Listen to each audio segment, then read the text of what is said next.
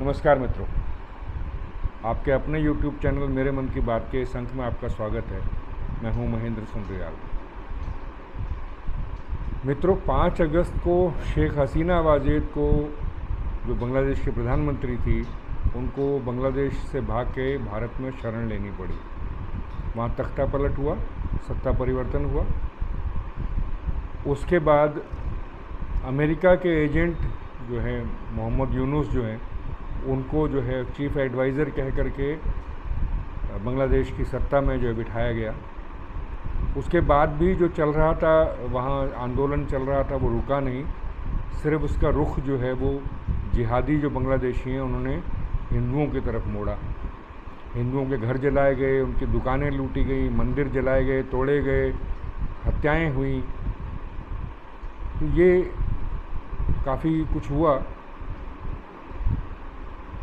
भारत के प्रधानमंत्री नरेंद्र मोदी ने उनके कार्यभार संभालने पर मोहम्मद यूनुस के लिए एक ट्वीट लिखा, जिसमें हिंदुओं के प्रति की जा रही हिंसा के लिए चिंता जताई। डिप्लोमेटिक चैनल से भी बात हुई होगी और उसका असर ये हुआ कि मोहम्मद यूनुस को हिंदुओं की बस्ती में जा कर के उनसे माफ़ी मांगनी पड़ी और उनकी सुरक्षा के लिए जो है वो वचन देना पड़ा।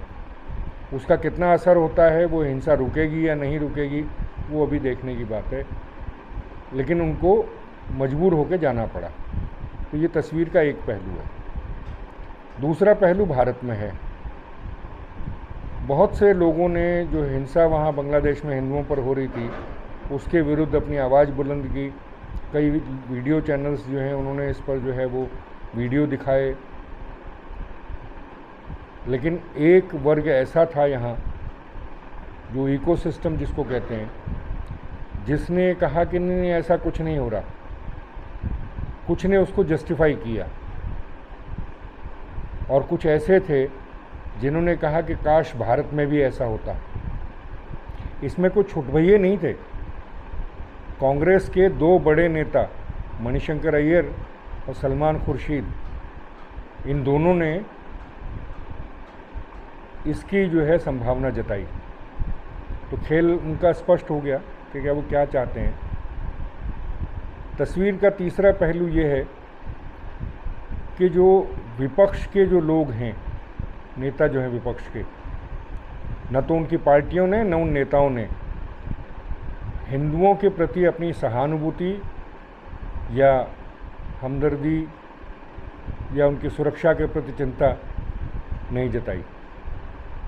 अखिलेश यादव ने एक लंबा चौड़ा जो है एक ट्वीट किया, जो ऐसा लगता है जैसे ऐसे है, लेकिन उसका लबोलुबाब, उसका सार ये था कि भारत को बांग्लादेश में हस्तक्षेप नहीं करना चाहिए। उसमें हिंदुओं के लिए उन्होंने अल्पसंख्यक शब्द प्रयोग किया है, ताकि अल्पसंख्यक जो भारत के हैं यानी मुस्लिम जो हैं वो नाराज़ न हो। कांग्रेस ने इस पर कोई अपनी जो है प्रतिक्रिया नहीं जताई। इस पूरे घटनाक्रम पर बांग्लादेश के हिंदुओं के प्रति जो हिंसा हो रही है उस पर कोई चिंता भी नहीं, कोई सहानुभूति भी नहीं। एक हफ्ता बाद प्रियंका वाड्रा ने एक ट्वीट किया जिसमें हिंदू शब्द का उल्लेख तो हुआ, लेकिन उस ट्वीट का वो ट्वीट इस तरह से किया गया ताकि उनका वोटर जो मुसलमान है वो नाराज़ ना हो। राहुल गांधी ने तो अब तक जो है हिंदू शब्द का उच्चारण भी नहीं किया है। उन्होंने तो इस बारे में कुछ कहा ही नहीं है। बाकी जो पॉलिटिकल लीडर्स हैं उनके बीच में भी सन्नाटा पसरा हुआ है इस विषय पर। तो ये लोग डरे हुए हैं कि कभी उनका वोटर मुसलमान नाराज़ ना हो जाए, इसलिए हिंदू शब्द का उल्लेख नहीं करना चाहते। इसलिए बांग्लादेश में जो हिंदुओं के प्रति हिंसा हो रही है, जो मारकाट मची हुई है, उस पर उनके साथ सहानुभूति नहीं जता सकते। हो रहा है, यानी भारत का मुसलमान वो चाहता है जो बांग्लादेश में हिंदुओं के साथ हो रहा है, और जो उसके विरुद्ध बात करेगा उससे मुसलमान नाराज़ हो जाएगा। इसका मतलब यही निकलता है ना।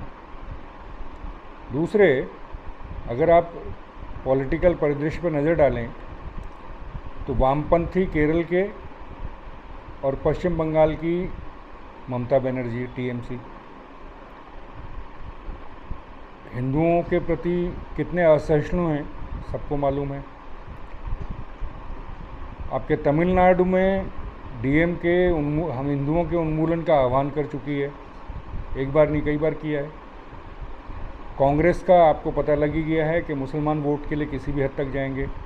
यही अखिलेश यादव का है, यही बिहार में है। यानी कि जैसा मणिशंकर अय्यर और सलमान खुर्शीद आशा जता रहे हैं वैसा कुछ हुआ तो न सिर्फ सत्ता परिवर्तन होगा बल्कि हिंदुओं के साथ भी वैसी ही हिंसा होगी जैसी बांग्लादेश में हो रही है। तो मुझे ऐसा लगता है, आपको क्या लगता है अवश्य बताएं। नमस्कार।